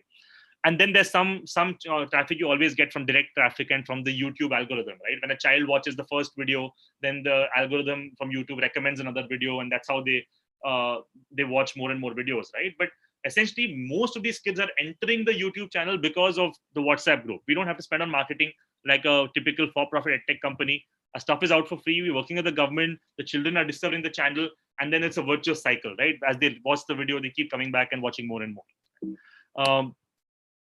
I mentioned that we're getting 70% participation on the weekly quizzes. You can see that from quiz 4 to quiz 15, the participation has only steadily been increasing because every week we send these reports to the government. The government pushes schools to make their kids participate, and the numbers have been going up week on week. and they're scoring an average of 50% on these the Aussie scores, right? Consistently in ninth and math and science, we're seeing the children scoring 50%. To me, that is quite remarkable that you can achieve 50% performance at a school-wide or a state-wide level just by digital learning interventions, right? The kids are getting zero live classes, no teaching. All we're doing is sending them YouTube content, sending them a playlist every morning on WhatsApp, and taking a test every weekend, right? So what have we learned through this journey of moving 100% online due to COVID? The first question is what platform. Our answer there is that you have to use a platform the students and parents are already on, right? There's no point creating another platform, right? So they're on YouTube, they're on Google. Use these platforms, use WhatsApp. What is the role of the teachers in this learning? The role of the teachers is to facilitate the online learning through these WhatsApp groups, right? The relationship between the teacher student becomes more participative and not directive, right? The teacher cannot just deliver the lecture in this format, or the teacher cannot, you don't have the kids in your control in some ways in your classroom, right? So your approach also has to become more participative. You have to motivate the kids. Everyone has their own ways, right? But your job essentially is to participate in their learning and motivate them to study, right? Not just direct them to do things. And does it work? Which is, I think, the final question. The honest answer is we don't fully know. Like I already started this discussion with. We know that some parts of it are working. They're having 50% of the kids are learning. Rather 50% is what they're learning on these quizzes. 70% of them are actually watching these videos. So it's working to some extent, right? Which gives us hope that technology will be a part of the answer eventually. I'm just going to quickly go through some of these slides because of the since we're running out of time.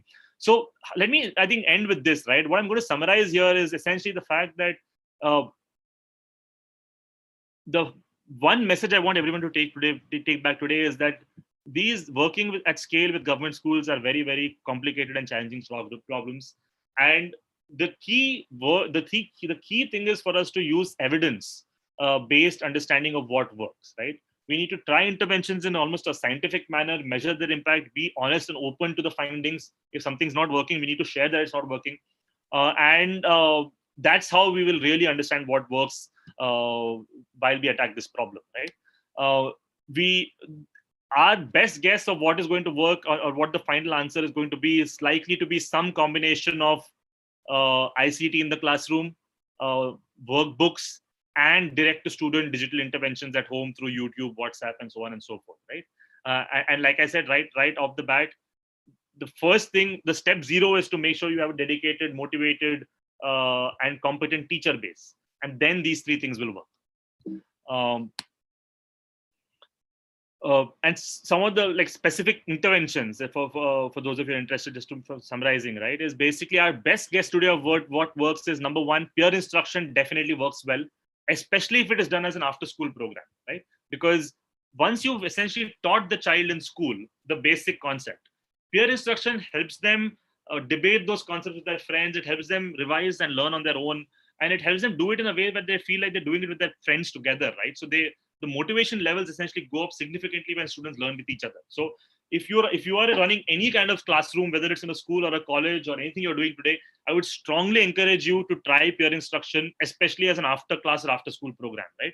If 20% of your students are interested in it, start it for those 20%. It will definitely work, right? This I can tell you with both with the confidence of our own work as well as the confidence of other stalwarts in education, right? Peer instruction works. Number two, workbooks improve performance, especially on standardized tests, right? If you're for a child in class 10th and class 12th, please give them a workbook. If you don't have access to a workbook, create your own workbooks, right? Because it's not that complicated. A workbook essentially is just assignments, questions that you very, very systematically hand out to the children and force them to practice, because that will improve performance. Number three, we're seeing that frequent testing will improve performance. I talked about the weekly tests we are doing today. Those tests are being used to identify gaps in the child's learning, right?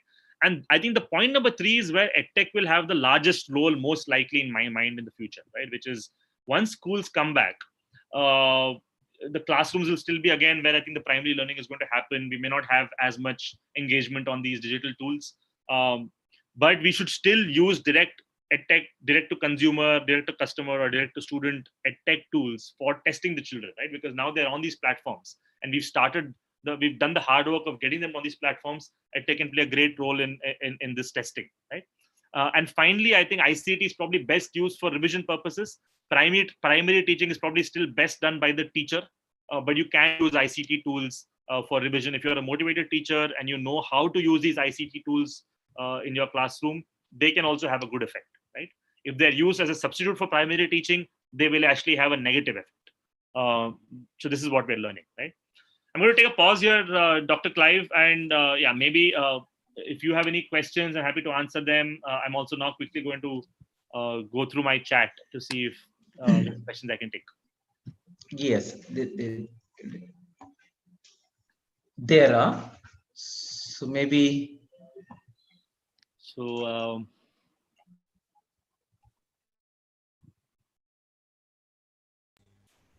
Yeah.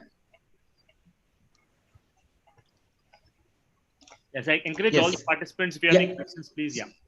Yes, they will be raising questions. Maybe we have some more time for that. Another at least 15-20 minutes we do have. Perfect. So that fine. I think it was really something, and I open it to many of the participants because we have certain assumptions that the government schools and children from the poor background getting onto IITs, but you have really broken that myth. So I should really, first of all, thank Professor Matthew C. Nayan, who gave me the number to get back to you. And I had an opportunity to listen to you when you came back to Little Rock Indian School as a chief guest for the school day. Yeah, it was a very inspiring thing. And personally to me, and many of your teachers are there. I saw in the participants Really? Oh, that's list. Yeah, they are great. listening. They are listening to you. Yeah. And personally, I don't know whether you are aware, but my own son, who was in NIT Suratkal, and he came to Pondicherry as a volunteer. Yeah. And he was there for about a month. When he came back, completely was transformed. So that's one part, which probably you didn't touch, where you touch the life of children and teachers, but too. the volunteers really come back more transformed. And to all the audience here, I also want to tell you, Mr. Seshank, who spoke the other day, he was actually very highly influenced by Mr. Krishna Ram Kumar. He used to tell that he was his guru, So that's a kind of a power that you have when to influence the students in IITs and NITs to come to these places and get back transformed. No, I take less credit, but I do agree with you though. Maybe I should have mentioned that too, right? That as part of this the volunteer work especially has been very enriching for us because when these volunteers see firsthand the impact they've had on a child's life, right? It really motivates them to come back and do something in education. I think, and one of the big challenges of our generation, right, is that exactly. Often when I do these seminars with students, I say, how many of you want to be scientists? How many of you want to be engineers? How many of you want to be teachers? And I barely get even one hand going up, right? So, maybe if you immerse them in these experiences, you'll make teaching profession exciting again. So I think indirectly that probably is another, social entrepreneurship that you have created that wave into something much bigger. So probably I think I just wanted to also bring to your attention and to the audience. So I'm so happy during this week, we have one more session. Very exciting to listen to some of you youngsters because the kind of passion that you speak with, the belief system that you have and the storytelling skill. And, more importantly, you all have the heart to connect to people. I think we are really excited and inspired. And there are a lot of role models you have shared here and the success stories. But one point you said, everything said and done, the good teachers make a big difference. And today the audience for you is the teachers. I'm sure they can have a pat at their back saying that we made a difference. So definitely you have touched a chord with the teachers. Thank you so much. Now I just request Dr. Shivashakti and Dr. Ranjini to raise the questions on behalf of the participants, please. Thank you, sir. The first question, sir, from Dolly Hijan. According to NEP 2020, from class 1 till 5, we have to teach in regional language. Do you agree, sir, with this policy? Yeah, that's it. So Dolly, unfortunately, I'm not the kind of person who makes sweeping statements on what is right and what is wrong, because I think most people, these are very complicated questions, right? So let me start with that, right? At a fundamental level, I don't disagree with the policy, it's not the same as saying I agree with the policy. The reason I don't disagree with it is because I know that there have been several education research experiments that have shown that children learn better in their native language, especially in the foundational years, right? So what happens is that when a child, grows up in a family where nobody speaks English, um, and they go to a school where they're learning in English, right? Often when they go back home, they're learning they're parroting or they're memorizing concepts as opposed to learning concepts, right? They'll know 1, 2, 3, 4, 5, 6, 7, almost like a nursery rhyme, as opposed to truly understanding what those numbers mean, right? So to reinforce the learning of the child in school, the home environment is very, very important. I think that's what people have seen, that if you teach in the regional language, then you end up re-emphasizing the learning in school, at home, and at least in the foundational years, that concepts are then much stronger, right? Eventually, I think everyone recognizes that you have to teach in English, because that's how jobs are and the world is moving towards, right? So I think nobody is ever going to create a policy where they'll move regional language all the way till class 12. That would be a disaster, right? But from class 1 to 5, I think it's a step in the right direction, right? That there should be space for, as long as they don't make it compulsory, there should be space for regional language learning too, because there's enough evidence to show that that works in the foundational years. And then eventually, I think by the time kids get to class 5, class 6, we should move them all to English. Thank you, sir. Next question. How do you assist government school students towards better opportunities? Can you elaborate? How do you assist government school students? Yeah, so look, I think I briefly alluded to that in my first slide, which is that part of the problem is that there's a lack of awareness in government school students. So I think even before you provide them the path to achieving their ambitions, there's a very important role for awareness, right? And the government needs to, I think, start career counseling as a pretty core part of the curriculum in grades 8, 9, and 10. Once you explain to them what the opportunities are in law, in commerce, in arts, along with medicine, engineering. Everyone knows medicine, engineering. Fewer people know the other opportunities, right? I think first step is to do that, provide them the awareness. And then after that, I think, the way you assist government school students is the way you assist your and my children, right? The answer is pretty simple. You give them a good education. You provide them a high quality schooling in their foundational years, as well as in 9th, 10th, 11th, and 12th. And then you provide the final finishing touches that are required to help them crack these big entrance exams, right? So that would be my answer to that. I hope I answered that. Yeah. Next question from Babita Arora. Mm-hmm. Who are good teachers according to you, sir? Kindly make this statement crystal clear. Wow. Yeah, Babita's raw emotions are coming out in that question.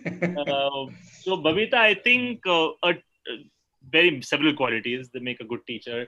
The first is passion. I think passion is very, very important. If you don't have energy and passion, you can't inspire people, right? I think teachers are first motivators, or their job is to inspire their children to study and not be the person who gives them all the answers. So I think passion is very important. Energy is very important. Coming to work with your full self on a daily basis is very, very important. I think those are the key tenets. And obviously, you need to prepare well for class. You need to have a strong understanding of the subject. You can't, because otherwise you can't be teaching the kids wrong, right? I think the second part is an easier skill to get. Honestly, there are many people in the country who have strong subject knowledge. You can preparing and making sure you bring your full self is important.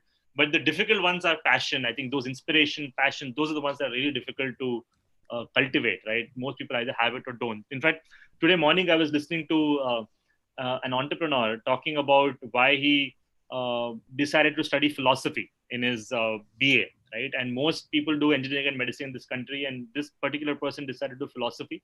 So an interviewer asked him, why did you do philosophy? And his answer was that I had an incredibly inspirational philosophy professor who woke up every day in the morning at 3:30, showed up in class at 5:30 for a 7:30 class. And he spent 2 hours every single day preparing his large blackboard for class by, organizing it and writing things on it and so on and so forth. He had a great ability to tell stories. And that's what inspired this guy to do philosophy, right? So I think if you have a good teacher, you can every subject is at a fundamental level, every subject is interesting. That's what I always believe, right? So good teacher's job is to inspire the kids, and then they will like the subject, right? Thank So you, I hope that sir. answers the question. Another participants anonymous. Avanti works only with the government schools. See, our non-profit work is only with government schools. Yes. So because 95% of low-income children are today studying in government schools, right? So that's where the need is the most. But we also started working in private schools around 4-5 years back. So we have around 10,000 students today working in studying in private schools. We operate in places like Hubli, Dharwad, Bellary, tier 2 towns in Karnataka. In Maharashtra, we're in places like Sangli, Ichalkaranji. In fact, this year, one of our students from Ichalkaranji, I noticed that there's a teacher from Ichalkaranji here, right? One of our students from Ichalkaranji actually got into IIT, got a rank of 2000 on IIT Advanced through one of our programs. We have centers in Chapra, Begusarai. So my strong belief is that basically the most disadvantaged children in our country are government school children. But the next kids who are disadvantaged are the ones who study in small towns in private schools, because they don't have a money issue, they have an access problem, right? And that'll get solved over time as you have more role models in your family, in your neighborhood, in your community. I think the small town kids will do as well. But that's why we have in our non-government school work, we have a strong focus on working in these small towns. Thank you, sir. Next question from Jancy John. Mm-hmm. Is there any program for teachers to motivate themselves, because students are in the hands of teachers? Yeah, not that I am aware of. Are any of you aware of a good motivational program? I would love to send my teachers there too. Are you aware of a structured motivational program for teachers? I'm not aware of anything, Jancy. I mean, the way we do it, right? We have several teachers working in Avanti. We have over 250, 300 teachers working with us. Plus, I told you we work with over this similar number in these government schools, right? In fact, a larger number of teachers in the thousands in government schools. So what I've seen is that the best way to motivate teachers is to create these kinds of like this seminar, this webinar is a good example, right? Create opportunities for teachers to meet each other. That's how, and tell stories, share challenges, those are great ways to motivate teachers. So we every year we do a kind of an all-team meeting where all of our teachers come together, spend 2-3 days talking about their learnings from the previous year. That's what I think really excites them, because it's a bit of a lonely profession. I think teaching is a lonely profession. There's not many people who want to be teachers. Often people end up in teaching just because either because they want to stay close to home, or there's other reasons beyond having the passion for teaching, right? So it is a bit of a lonely profession. There's many more people who are excited to be, I think, managers in multinational companies or software engineers in the big IT companies than there are teachers, right? So this is a very important question. I completely agree with Jancy. We need to figure out ways to get high quality motivated teachers to meet with each other, right? Because I think that's the best way to keep their motivation lifelong, right? Thank you, sir. Next, 2 questions from Galaxy. Mm-hmm. Do you run any such program in Chambawat, Uttarakhand? And how can we contact you if want similar help for our schools? Sure. We don't have anything specifically in Uttarakhand right now. We used to do some work in Dehradun a few years back, in Roorkee, Dehradun, and so on, but nothing in Chambawat. And I'm happy to share my. Can I maybe on the chat? Yeah, I'm just going to share my email ID on the chat here. How do I do that? Go to the yeah, chat. got it. Yeah. I'll just say all panelists. So all attendees. I'm just going to send my email ID. Happy to engage offline. We can set up a call also. Send it over there. Yeah. Okay, next question, somewhat lengthy, sir. Mm-hmm. As a government teacher, I can engage the students. Mm-hmm. Okay, excuse me, who are available with the gadgets, but at the same time, many students don't have such gadgets. We couldn't teach them, and it gives us guilty feel for that imbalance. Do you have any idea to overcome this imbalance and to teach this crisis period? Yeah, I couldn't agree more with you. In fact, the idea is the government needs to invest in devices. The government needs to give our kids devices, right? Because not everybody, I think most people who have a device will have internet, because internet is very cheap today, right? But the device is a problem.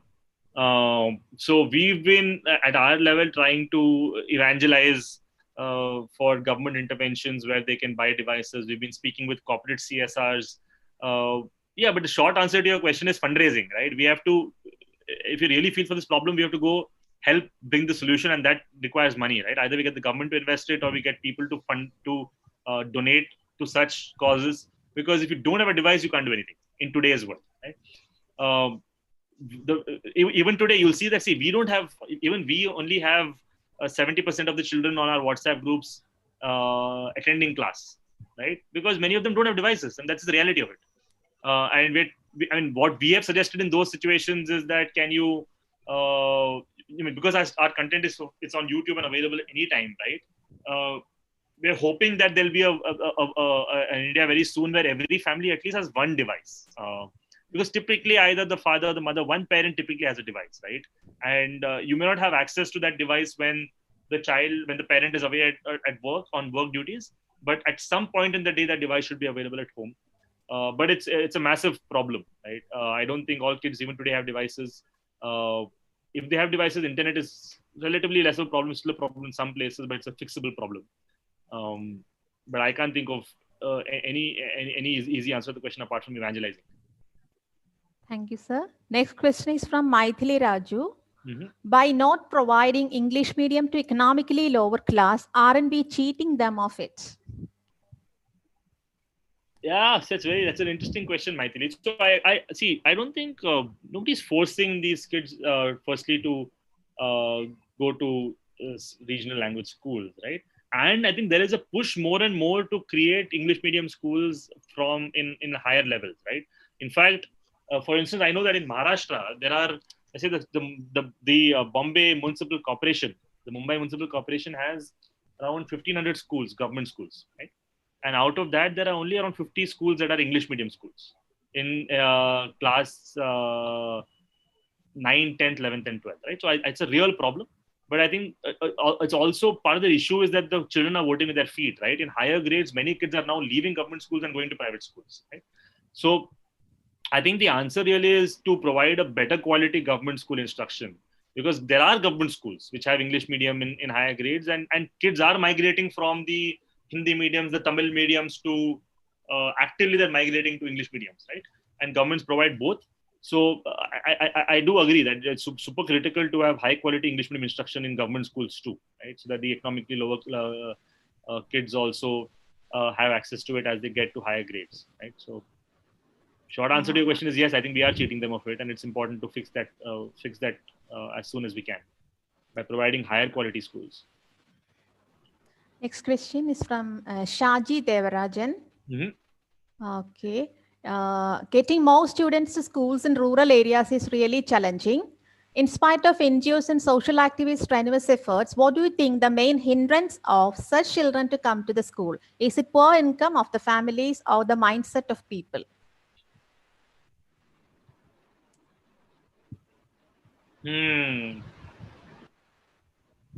By the way, he's from Little Rock. Good teacher. Shaji sir. Yeah, sir. I think it's a great question. I typically try to not blame the mindset of people, because I think it's our job to then fix that, right, as educators. And see, the reason most students in rural areas don't, at least from what I've read, sir, I've seen that the reason most students in rural areas don't come to schools is because the schools are not providing them any learning outcomes. The schools are basically a waste of time, right? So the problem is less the parent and more the school in these rural areas. Many schools in rural areas are one teacher schools. There'll be one teacher for multiple classes, very poor infrastructure, and so on and so forth.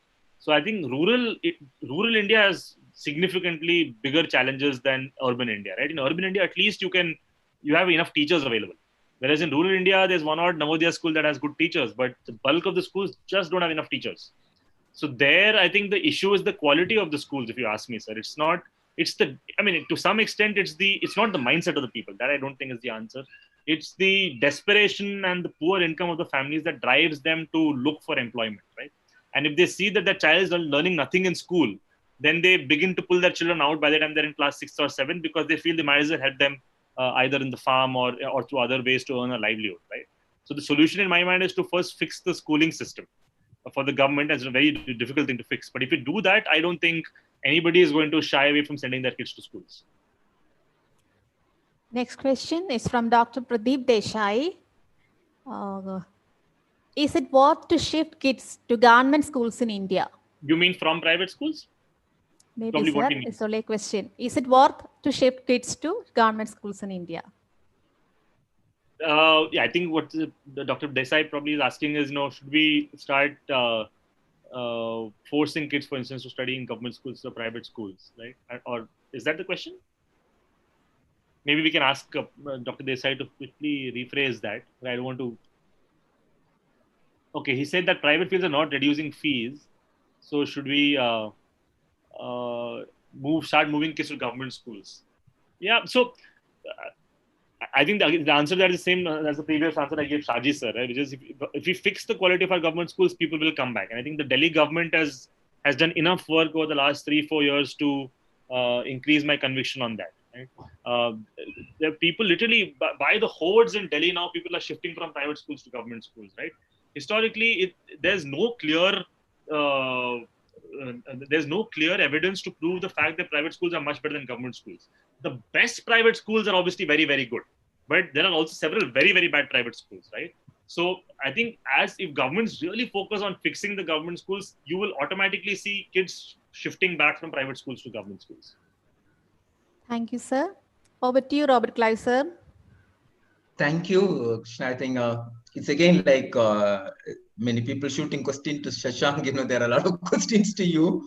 But I could also see in the chat box, there are people saying that there is a lot of similarity between what Shashank said and what Krishna is saying. So Really? I don't know, maybe people are trying to really see a kind of a larger picture about your social enterprise that you have ventured into. And there are quite a few more questions. Probably Dr. Shivashakti will really pile it up. She can mail it to you. Maybe there are some individuals, who are really interested. In fact, one of the teachers who taught you, George sir, yeah. George Kurian has said, George what are the Kurian major challenges that you faced in your mission? Mr. Hari Krishna. So many of them are attending, and I'd they. say, sir, on the mission, let quickly answer that and then hand it back to you, because I can't not answer a question from George sir. But George Kurian sir was the one who got me interested in dramatics. He was our chief dramatics director in all of our inter-school plays. So, sir, I think the challenges are manifold, sir. I think obviously to begin with, the big challenge was resources, people. Unless you have enough money, it becomes difficult to attract high quality talent to come work for these kinds of causes, right? Because most people obviously first think about their bank balance when they think about careers. So initially, money was, I'd say, money and people. Talent was the biggest challenge. Now that we've been at it for 10 years, in my mind, it's very clear that as long as you go after a problem for long enough, and if you say that you want to try to solve something over 25, 30 years, over time, there is a value.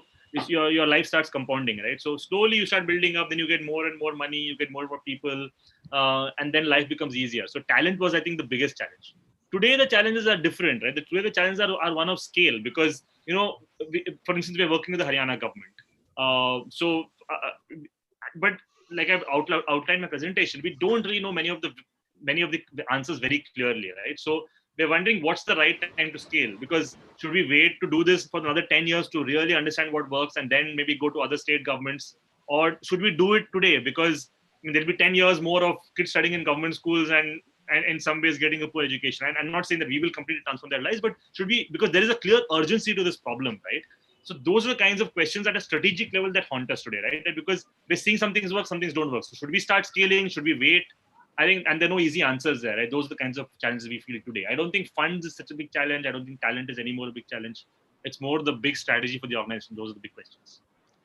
Okay, thank you, Krishna. I think there are a lot of comments saying that it's an inspiring story. I think that is the summing up of what you did today. We couldn't have a greater conversation in the beginning. This is Dr. Shivashakti. She is heading the teachers, the university in Tamil Nadu, where she's heading the capacity center for capacity building for school teachers. I'm sure there are a lot of things that you can collaborate. They have about 700 colleges who are training the teachers. I think from here on, that collaboration should take on. I think Dr. Shivashakti, there is also a link yeah, link that you think there is available here. Sure, So, I'll look for it, sir. Yes. So because usually we have a little conversation in the beginning, but somehow in the beginning we couldn't get. Okay. Okay, so I think at the beginning, when we started, it was around 220 or so. Then it picked up 300 plus, Krishna. Then YouTube, I couldn't follow the entire thing, but it was close to 100 plus. That really sums up, the kind of interest people are showing. It's a week-long webinar. 7 days people are attending. Yeah. With so much of, even right now, I can see even after the feedback is filled, close to about 150 plus people are sitting across to listen and just respond and ask questions. So that's something unusual.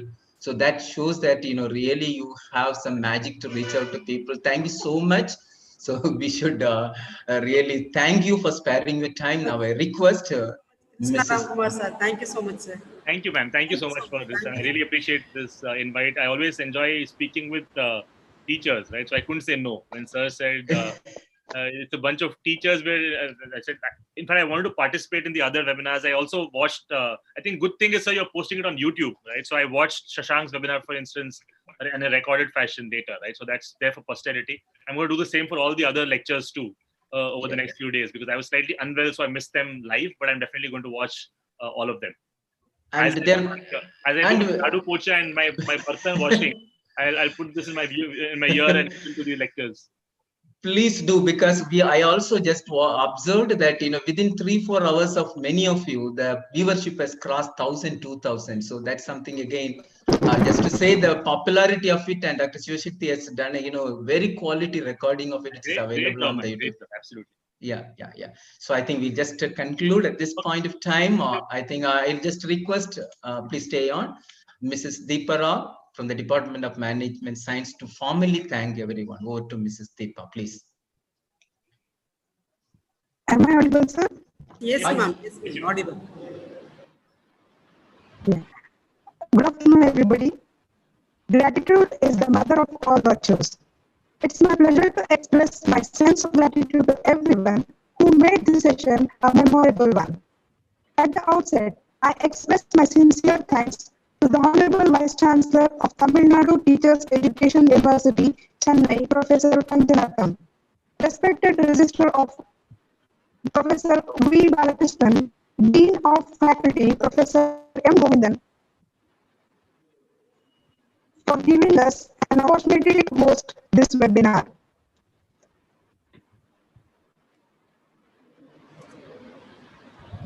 I am grateful to our principal, Professor Samuel K. Samuel, for all his encouragement and motivation. Many who come into this earth just come and go, but very few people leave a mark. Today's speaker, Mr. Krishna Ramakumar, at this young age, has already made a big impact on the society with his work in the field of education by touching the lives of young underprivileged children. He has changed the destiny of many generations to come. He is a change maker in true sense. Dear sir, by sharing your life story through your presentation today, you have inspired many to be the change makers. You have shown us how empathy towards the less privileged can trigger a long-lasting change. Thank you for sparing your precious time to give us all a message of hope, optimism, and change.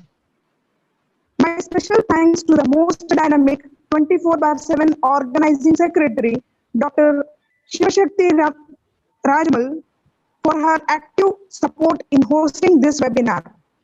You are really the strong force behind this week-long webinar. Thank you, madam.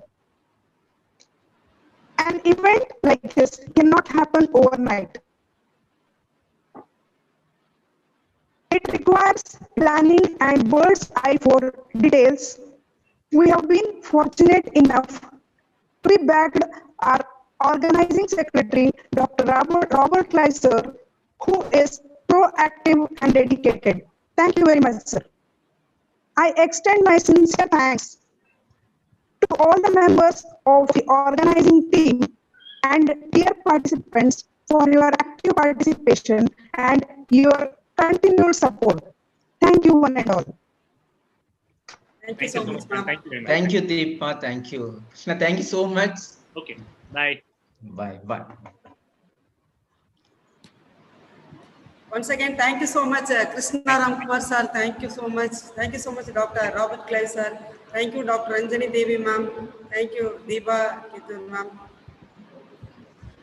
Yes, sir, Robert sir. So we have tomorrow the last day session, and that starts at 11. So I request all the participants to tune in and enjoy the last day of the webinar and the valedictory. Thank you so much to all the participants for your continued support. Thank you. Thank you, sir. Thank you so much, sir. Thank you Thank so you all much. the panelists and thank you all the participants. Thank you so much.